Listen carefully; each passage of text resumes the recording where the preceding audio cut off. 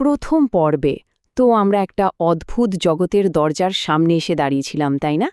তো এবার সেই দরজাটা খুলে ফেলার পালা। আর ভেতরে ভেতরে অপেক্ষা করছে আরও অনেক গভীর, আরও পার্সোনাল ভয়। আচ্ছা, একবার ভাবুন তো, যদি এমন কাউকে দেখেন যে হুবহু আপনার মতো দেখতে, মানে ধরুন ঘুম থেকে উঠে আয়নার সামনে গেলেন আর দেখলেন আয়নার ভেতরের মানুষটা আপনি নন, কিন্তু দেখতে একদম আপনারই মতো, কি করবেন তখন? এই অস্বস্তিকর প্রশ্নটা দিয়েই কিন্তু আমাদের আজকের গল্পটা শুরু হচ্ছে। গল্পের শুরুটা কিন্তু খুবই সাধারণ। আমাদের গল্পের যে ন্যারেটর, সে একটা ভিডিও দেখছিল, বুঝলেন? একটা লুপে চলছিল ভিডিওটা। কিন্তু আমরা তো জানি, অনেক সময় খুব সাধারণ জিনিসের মধ্যেই কিন্তু লুকিয়ে থাকে সবচেয়ে বড় ভয়। ওর মনে হচ্ছিল কিছু একটা ঠিক নেই, কিছুতেই মন মানছে না, নিজের চোখকেই যেন বিশ্বাস করতে পারছে না। তাই সে বারবার ভিডিওটা প্লে করে যাচ্ছে, অনেকটা একটা অশুভ চক্রের মধ্যে আটকে পড়ার মতো। আর ঠিক তখনই ও খেয়াল করল ব্যাপারটা, শির দাঁড়া দিয়ে যেন একটা ঠান্ডা স্রোত বয়ে গেল।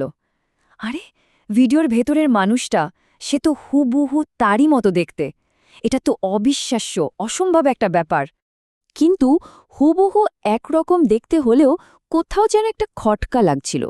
মুখের গড়নটা কেমন যেন একটু অন্যরকম, হাসিটাও একটু বেশি চওড়া। ব্যাপারটা অনেকটা এরকম যেন কেউ তার চেহারাটা কপি করতে গিয়ে সামান্য একটা ভুল করে ফেলেছে। আর জানেন তো, এই ছোট্ট ভুলটাই কিন্তু পুরো ব্যাপারটাকে আরও 1000 গুণ বেশি ভয়ঙ্কর করে তুলছিল। এতক্ষণ ভয়টা ছিল একতরফা, তাই না? কিন্তু ভাবুন তো, যদি সেই ভয়টা হঠাৎ আপনার দিকেই সরাসরি তাকায়, যদি সে বুঝে যায় যে আপনি তাকে দেখছেন। হ্যাঁ, গল্পের মোড়টা এবার ঠিক এখানেই ঘুরতে চলেছে। গল্পের ন্যারেটর বলছে, সে ধীরে ধীরে আমার দিকে তাকালো। ভাবা যায়, স্ক্রিনের ভেতর থেকে ডিজিটাল আর বাস্তবের মাঝখানের দেওয়ালটা যেন এক মুহূর্তের জন্য একদম ভেঙে পড়ল। আর তারপর সে যা করল তা আরও ভয়ঙ্কর। সে হাসল, কিন্তু এটা কোনো নর্মাল হাসি ছিল না, একদমই না।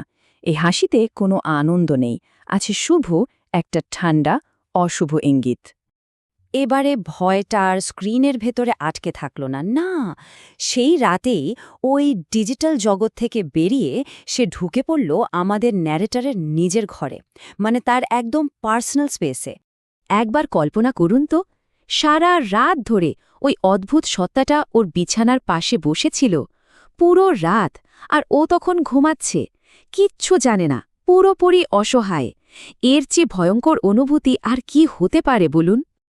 এখন প্রশ্ন হল, রাতের এই ঘটনাটা কি শুধু একটা দুঃস্বপ্ন ছিল, নাকি সত্যি কিছু ঘটেছিল? পরদিন সকালে আমাদের ন্যারেটর এমন একটা প্রমাণ খুঁজে পেল যা ওর সব সন্দেহ দূর করে দিল, আর ভয়টাকে করে তুলল আরও বাস্তব। ঘুম থেকে ওঠার পর সকালটা কিন্তু আর 5টা দিনের মতোই ছিল, সব স্বাভাবিক। কিন্তু হঠাৎ ওর চোখ আটকে গেল ছোট্ট একটা জিনিসে, এমন একটা কিছু যা প্রমাণ করে দিল যে গত রাতটা একদমই স্বাভাবিক ছিল না। ওর হাতে স্পষ্ট আঁচড়ের দাগ। এর মানে তো একটাই হতে পারে, তাই না? ওই সত্তাটা শুধু ওকে দেখছিল না, ও ওকে ছুঁয়েছিল। ভয়টা এখন আর শুধু মনের নয়, শরীরেরও। কিন্তু এখানেই গল্পটা শেষ নয়, একদমই না। বরং মনে হচ্ছে এটাই হয়তো আসল গল্পের শুরু। আমরা সবাই এখন যেন একটা অন্ধকার করিডোরে দাঁড়িয়ে আছি, যার শেষে কি আছে তা কল্পনা করাও মুশকিল। আর মূল গল্পটাও ঠিক এই জায়গাতে আমাদের থামিয়ে দেয়। শুধু লেখা থাকে, পার্ট 3 আসছে। মানে এই একটা লাইনই আমাদের সব উত্তরের বদলে আরও 1000টা প্রশ্ন তৈরি করে দিয়ে গেল। তো শেষ পর্যন্ত প্রশ্নটা কিন্তু একটাই, এই হাসিমুখ ডপলগ্যাঙ্গারটা আসলে কি চায়? ও কি শুধু ভয় দেখাতে এসেছে, নাকি ওর উদ্দেশ্য আরও অনেক বেশি ভয়ঙ্কর? উত্তরটা হয়তো আমরা পরের পর্বে জানতে পারব। কিন্তু ততদিন পর্যন্ত আয়নার দিকে তাকানোর আগে একবার হলেও ভাববেন।